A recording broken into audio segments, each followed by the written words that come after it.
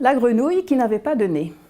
Le texte est de Madomé et les illustrations sont de O'Haraud. Il était une fois une grenouille prénommée Olivia.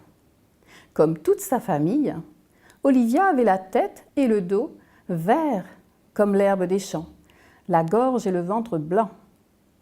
Son pays était un étang, sa maison une large feuille de nénuphar. Comme l'eau en était recouverte, elle en changeait souvent. Il ne se passait jamais rien au pays d'Olivia. Cependant, la grenouille ne s'ennuyait pas.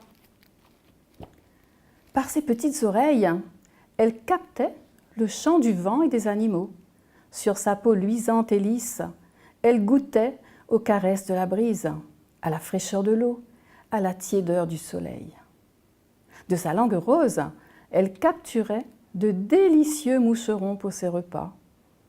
Dans le jaune de ses yeux se reflétait le mimosa du printemps et toutes les couleurs des saisons. Mais, de son odorat, elle ne se souciait pas. Les odeurs, les parfums ne l'intéressaient pas. Or, il arriva qu'un matin de juin, il se mit à pleuvoir sans discontinuer. Il plut tellement que l'étang gonfla, tant et si bien qu'il déborda, entraînant les grenouilles dans ses flots. Olivia vogua ainsi de longs jours et de longues nuits, cramponnée à sa feuille de nénuphar. Enfin, un soir, le courant l'abandonna sur un rivage lointain. Elle regarda autour d'elle. Dans la pénombre du crépuscule, elle ne vit nulle trace de sa famille ou d'un quelconque animal. Seule? Se pouvait-il qu'elle soit seule? Tout à coup, elle entendit une sorte de bruissement. On aurait dit qu'une nuée de mouches voltait non loin d'elle. Au moins, elle pourrait dîner. Son estomac criait famine. Mais la nuit tombait vite et Olivia ne put rien prendre pour se restaurer. Elle se résolut donc à dormir et à attendre le jour suivant afin d'explorer le lieu où elle avait échoué. Au petit matin, à son réveil, le bruissement d'ailes avait repris de plus belle. Il provenait d'un bosquet de fougères géantes. Elle s'y dirigea. Et que découvrit-elle? Non pas d'inoffensifs moucherons qu'elle aurait pu gober, mais un énorme essaim d'abeilles. Olivia savait combien leurs piqûres pouvaient être douloureuses et même mortelles. Aussi, elle ne s'attarda pas. Déployant ses longues pattes, elle s'éloigna, dans le plus grand silence.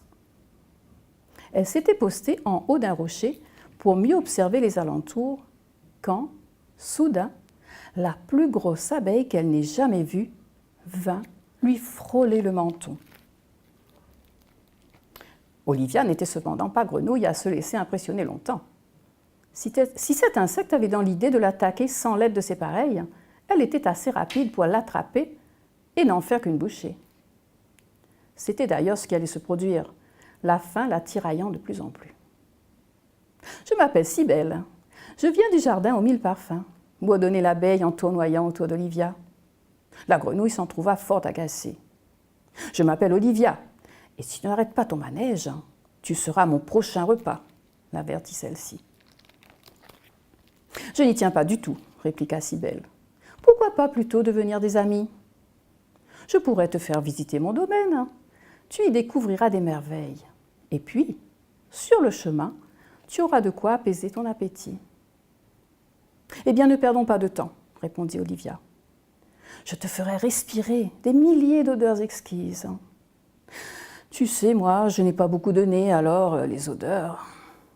Mais je suis curieuse. Aussi, je te suis. » Olivia accompagna donc Cybèle sur un chemin de cailloux et d'herbes folles. À proximité d'une colline, derrière laquelle se nichait le royaume de son guide, la grenouille commença à ressortir une sorte de vertige. Un mélange de senteurs plus prononcées les unes que les autres flottait dans l'air.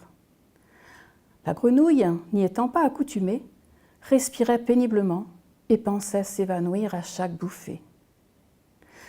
Cybèle lui recommanda. Inspire doucement, marque une pause, enfin, expire calmement.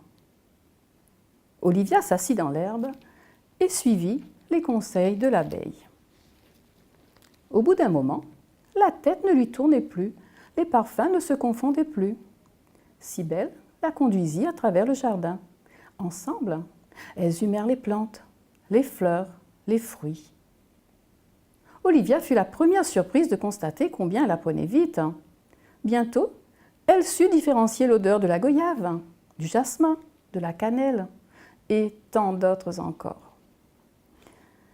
Les deux amies s'entendaient à merveille. Elles s'amusaient à mettre en pratique des jeux qu'elles connaissaient et en inventaient de nouveaux. Un jour, Cybèle proposa « Veux-tu jouer à Colin-Maillard ?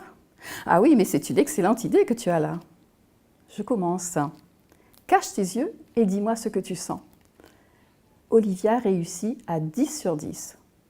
La 11e fois, elle se détendit comme un ressort, recula d'un bond, fronça le nez et s'écria « Quelle est cette odeur? Mais c'est une horreur !» Cybèle en attrapa le fou rire. À votre avis, qu'a-t-elle fait respirer à Olivia ?